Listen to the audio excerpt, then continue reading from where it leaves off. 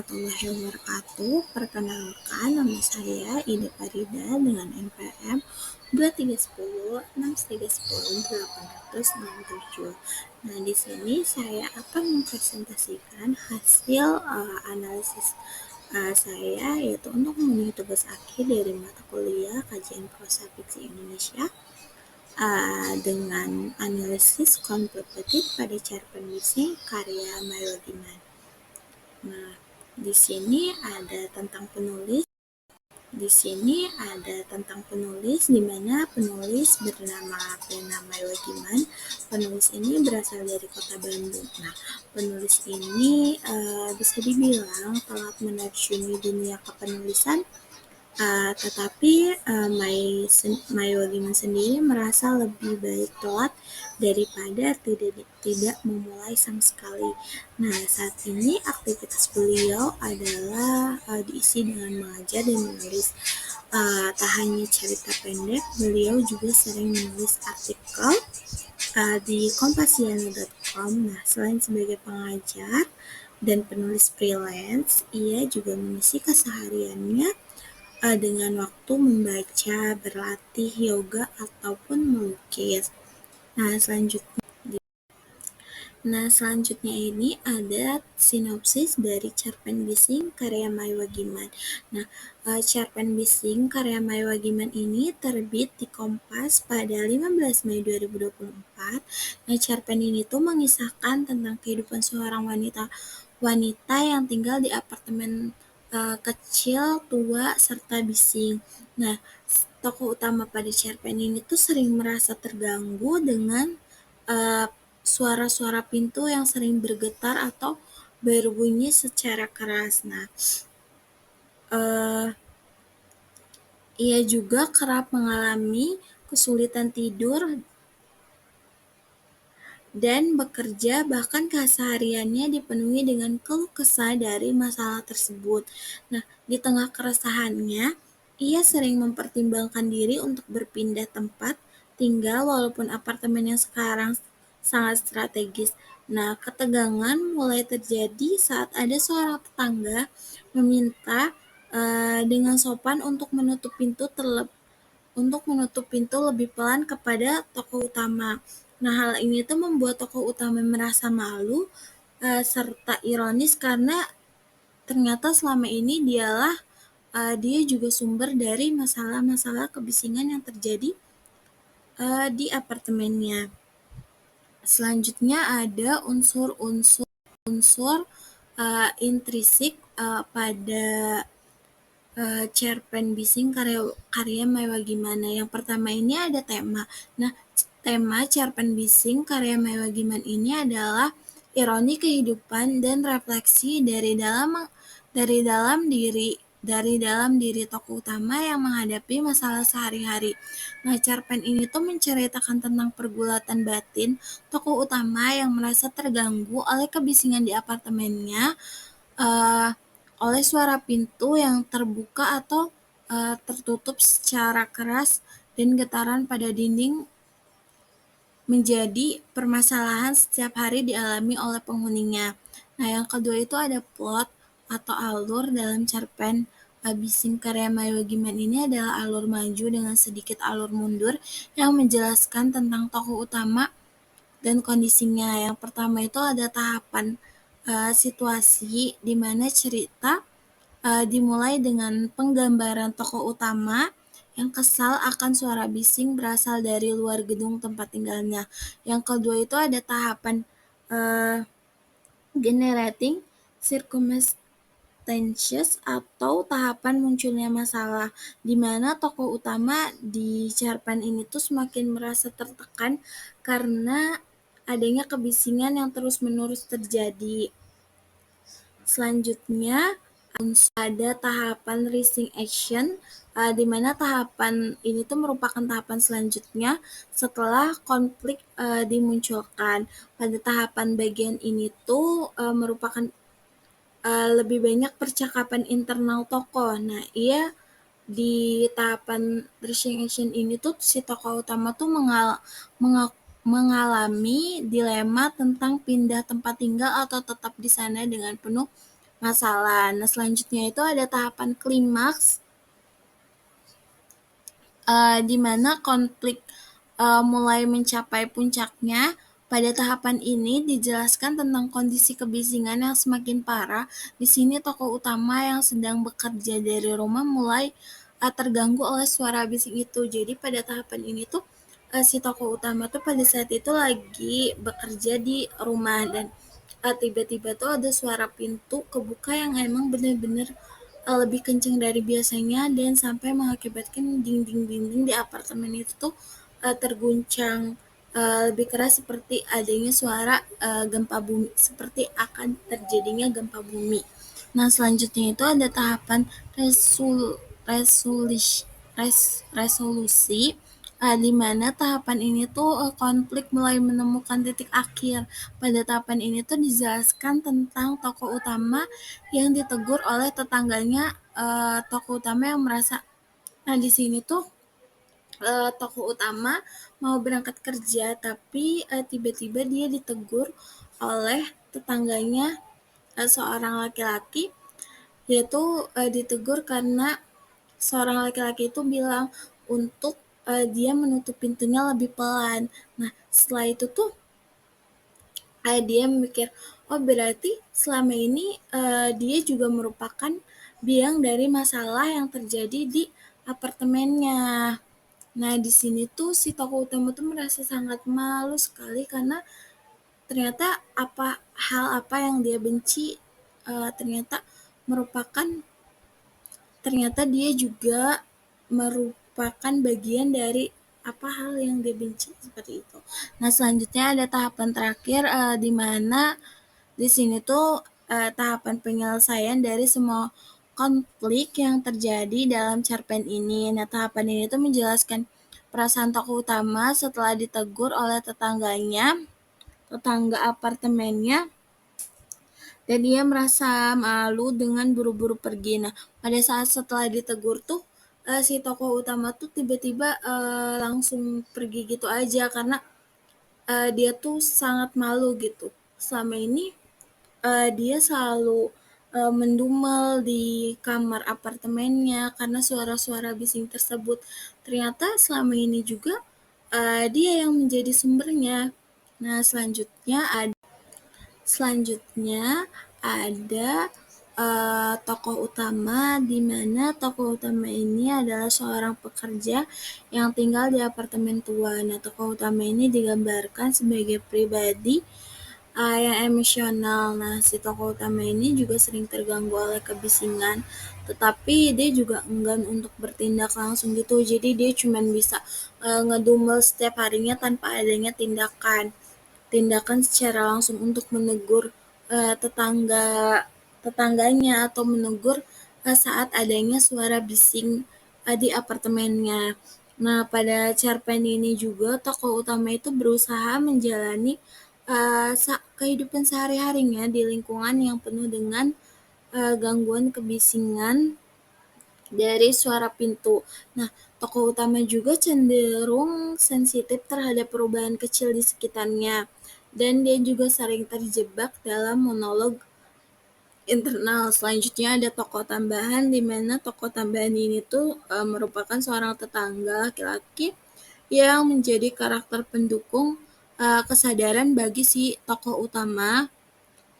Nah, ia tuh digambarkan sebagai pribadi yang sopan, di mana dia tuh saat menegur tokoh utama untuk menutup pintu dengan pelan tuh menggunakan bahasa yang sopan. Nah, dia juga minta maaf terlebih dahulu, lalu dia juga meminta tolong untuk menutup pintu tersebut secara pelan-pelan. Nah, hal tersebut juga mencerminkan aspek budaya Jepang yang menghormati orang-orang lain, tetapi tidak ragu dalam menyampaikan ketidaknyamanannya dengan cara yang santun. Berbeda dengan tokoh utama yang dimana dia merasa terganggu dengan kebisingan-kebisingan tersebut, tetapi dia enggan untuk bertindak langsung menegur tetangga-tetangganya yang melakukan hal tersebut. Nah, selanjutnya ada latar dalam cerpen bising. Nah, latar dalam cerpen ini tuh ada latar tempat di mana cerita ini tuh bertepatan menceritakan tentang apartemen tua di Jepang yang dekat dengan area Kichijoiji. Nah, latar pada waktu dalam cerpen ini tuh terjadi dalam kehidupan sehari-hari dengan kejadian yang berlangsung dari pagi hingga malam. Nah, yang ketiga itu ada suasana. Nah, latar suasana pada cerpen ini tuh menceritakan dominan suasananya itu tegang, kesal, dan frustasi yang dirasakan oleh narator atau tokoh utama, baik terhadap apartemennya maupun kehidupan sehari-harinya. Jadi, di cerpen ini tuh lebih dominan gimana perasaan-perasaan tokoh utama yang merasa kesal, merasa frustasi akan kebisingan-kebisingan yang terjadi di apartemennya selama ini. Ada selanjutnya ada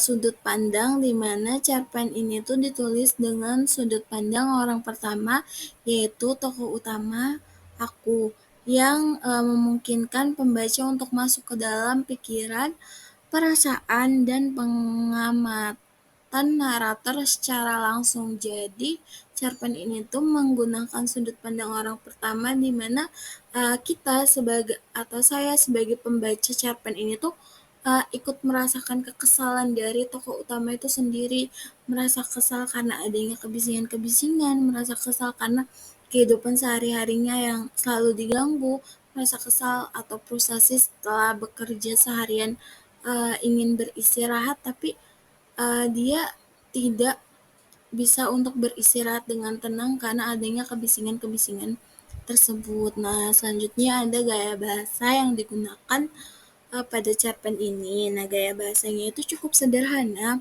yaitu di mana bernuansa seperti bahasa sehari-hari dan banyak menggunakan kalimat internal untuk mengekspresikan pikiran serta perasaan tokoh utama agar pembaca lebih dekat dengan pikiran tokoh aku, yaitu si tokoh utama. Nah, di mana cerpen ini juga mengajak pembaca untuk merasakan emosi serta kebimbangan yang dirasakan oleh tokoh utama. Nah, ada beberapa penggunaan bahasa Jepang yang menunjukkan konteks budaya dan latar cerita serta membuat narasi terasa lebih hidup. Jadi, pada ada bagian narasi atau dialog di mana si tokoh utama tuh ditegur oleh tetangganya, yaitu tetangganya itu menggunakan bahasa Jepang, di mana tetangganya itu berasal dari di mana tetangganya itu asli orang Jepang, jadi dia menggunakan bahasa Jepang. Nah, selanjutnya ada amanat. Amanat yang dapat dipetik dari cerpen Bising karya Meiwa Giman adalah pentingnya untuk memahami dan mengelola gangguan atau konflik, baik yang berasal dari luar maupun dari dalam diri. Nah, tokoh aku dalam cerita ini tuh harus menghadapi kebisingan yang terus-menerus di apartemennya yang akhirnya membuatnya sadar bahwa ia juga berkontribusi pada masalah tersebut. Jadi, kita sebagai manusia itu harus penting banget untuk memahami dan mengelola gangguan-gangguan yang berasal dari luar maupun dari dalam diri kita. Maksudnya tuh kayak jika kita mengalami suatu gangguan atau ketidaknyamanan akan sesuatu hal, kita tuh harus mencari tahu ini tuh sebenarnya yang salah itu dari luar kita atau dari dalam diri kita sendiri, karena sering banget orang tuh nggak sadar bahwa uh, ternyata diri dia sendiri yang mengalami gangguan, bukan orang lain. Tapi seringkali dia tidak sadar akan hal tersebut. Selanjutnya ada analisis konflik batin. Nah, di sini ada konflik batin interpersonal, di mana konflik batin interpersonal itu bagian dari kepribadian manusia yang seringkali terjadi karena pertentangan antara keinginan, keyakinan, dan pilihan yang berbeda. Nah, dalam cerpen Bising ini tuh tokoh aku atau tokoh utama itu mengalami konflik interpersonal yang disebabkan melalui reaksi emosional terhadap gangguan yang berulang kali dari apartemennya, di mana ia juga sering merasa marah, merasa kecewa, tetapi ia juga terjebak di dalam dilema karena apartemen itu berada di lokasi yang strategis. Nah, tokoh aku itu bergulat antara rasa benci terhadap lingkungan bising dan keinginan untuk tetap tinggal karena alasan praktis, di mana uh, apartemennya ini tuh dekat dengan segala hal, di mana dia itu adanya di tengah-tengah kota di Jepang. Selanjutnya ada konflik batin interpersonal, di mana konflik ini tuh muncul dalam hubungan tokoh aku dengan lingkungan sekitar, seperti tetangga apartemen dan kolega kerja, dimana kan si tokoh utama atau tokoh aku ini tuh seseorang yang bekerja di daerah Jepang. Nah, ketegangan ini terjadi ketika ia menyadari bahwa tindakannya seperti suara pintu yang berisik menyebabkan ketidaknyamanan bagi tetangganya. Nah, tokoh aku ini tuh berusaha menyeimbangkan keinginan untuk menjaga hubungan baik dengan orang-orang sekitar dan kenyataan bahwa ia juga menjadi bagian dari masalah tersebut. Jadi itu si tokohnya itu berusaha mengimbangi antara uh, pada bagian narasi di akhirnya itu, setelah si tokoh utamanya ditegur oleh tetangganya, dia tuh mengalami pergulatan batin di mana dia tuh mikir ternyata selama ini dia sendiri yang menjadi biang masalahnya, tetapi ada juga bagian di mana dia tuh kayak menentang tentang kayaknya nggak mungkin deh kalau dianya itu menjadi biang masalahnya, tapi pada kenyataannya dia itu menjadi biang masalah dari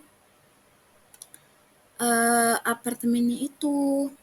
Nah, selanjutnya,